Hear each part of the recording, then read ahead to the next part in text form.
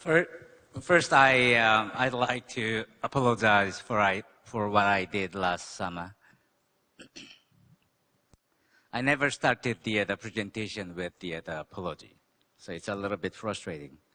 Last summer, I bet on Trump. In this room, somebody knows that I did that, but I didn't wish for his success in election. Anyways, I didn't vote. Maybe Bill and Simon did. What Trump brought to us, especially in the world trading environment, lots of uncertainty and a lot of questions and challenges, maybe, but maybe some opportunities. And this brings a lot of questions, and we need to answer some of those. Maybe we need to know more about what it's like. But I'd like to share this idea of the global trading paradigm. It has been the multilateral trading system through the WTO. But with 164 members now, it's almost impossible to have consensus with the single undertaking. So we know that the DDA does not have a very bright future. And so we had lots of bilateral FTAs. But we also know that it has some problems. It brings a lot of the trading costs, transaction costs, with the different rules of origin, and bringing the spaghetti ball effect. And so we saw some of those mega FTAs with several countries together trying to create the economic integration, and that might bring the more benefits to the participants, and maybe the incentives for the non-participants to join those initiatives. But with the Trump and the probably next administration, they'll try to focus more on bilateral deals rather than the multilateral or plurilateral. The concern is that Trump thinks that that way he can achieve more gains and benefits for the United States. Maybe. We know that from the textbook examples, the large country case is different from the small open economies. So maybe it's true, but it's not without any expenses. And is it going to be sustainable? That's another question. And the concern goes back to the global trading environment and the paradigm, and recent slowdown in the economic recovery from the 2008 global financial crisis. So I prepared some slides. Rather, I would say that flashcards, because I'm not going to show you all these details. Like I said, we all know that the slowdown in GDP and trade growth, and we're not going to go back to the normal, the past normal. The outlook is not that bright, so we will see the outlook is that the economic growth will continue to slow. There are some rising inequalities and the impact of climate change. Those are not going to be pulling the economic the aggregate demand or the economic growth much. And here, some of those questions is that, will next generation of RTAs and regional economic initiatives, integration, be able to help revert the slowing trade growth? That's a big question. And we know that the WTO languishing and so on, and the problem with the proliferation of the bilateral FTAs bring the spaghetti ball effect. And we know that in the morning section as well, the expansion of global value chains, and the problem with the LDCs or less developed countries, they are on the bottom of this smiling curve of the GVC. So there are some differences for the advanced economies and emerging markets as to the approaching to this the global trading system and the environment. Because the advanced economies are trying to reshore for the employment concerns, and also try to pursue WTO plus for the leveling playing field. On the other hand, emerging markets want to have, want to participate in GVC, but they are at the bottom of this, the value added. So it's very marginal, and there are not much of the technology transfers from the advanced countries.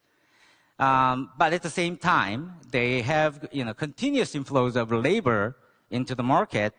For those, they need some jobs. So it's kind of a little bit contradictory between their first concern.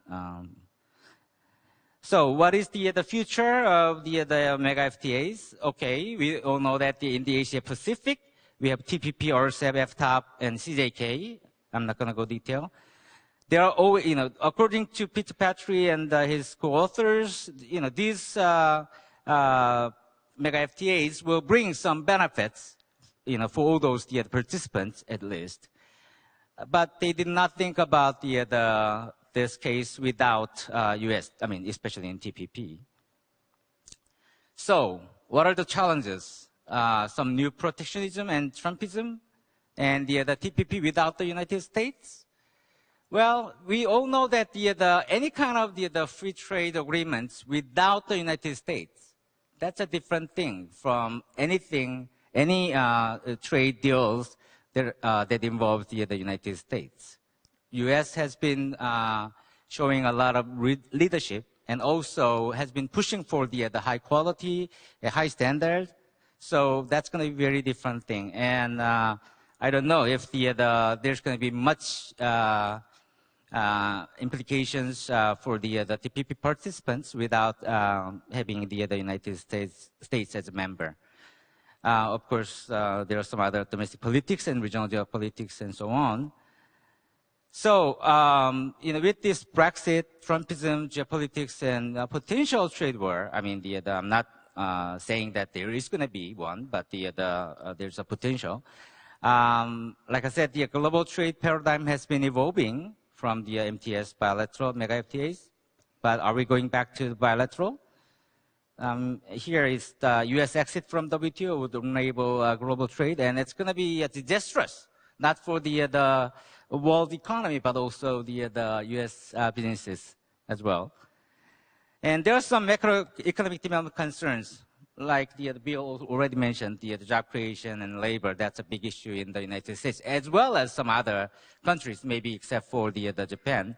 And inequality issue and the currency issue will also be an important agenda for the next trade policy in the United States government. And there is some need for the new engine of growth. But here, okay, growing protection, I borrowed this from the Global Trade Alert Simon published. And as you can see, US, Japan, China, Korea, all of them after since 2008, the number of discriminatory measures have been rising. It's easy to see that. So there are some challenges, including all those issues, plus how to address the spaghetti ball effect, and what is going to be the eventual trend in the global trading pattern. I think we should go back to the mega FTAs, not because not bilateral trade FTAs, because with this lots of the FTAs, this spaghetti ball effect related with the rules of origins and complicated ones. So TPP was going to bring us some solutions to this problem. But unfortunately, we don't know the exact future of this.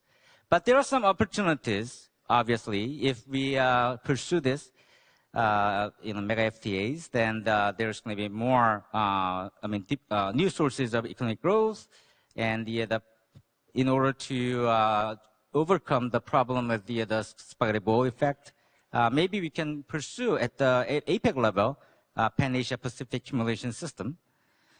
And then implications for Korea, well, there's going to be more pressure bilaterally, and concern about the further trade slowdown, and it can lead to some Begaldai neighbor policy. But there could be some opportunities for Korea, maybe by upgrading cross FTA, and if the United States goes on with the Japan at the bilateral level, maybe there's a potential channel for the Korea to pursue Korea-Japan-US trilateral FTA along with the RCEP, CJK, and FTAP. Maybe this is my suggestion to Korean government. RCEP is not TPP. RCEP can do so much, only so much. So we need to try to raise the bar in our RCEP negotiation, but at the same time, we should utilize the TPP texts and try to find an opportunity to get into that TPP in any format, including Korea-Japan-US trilateral FTA. Thank you.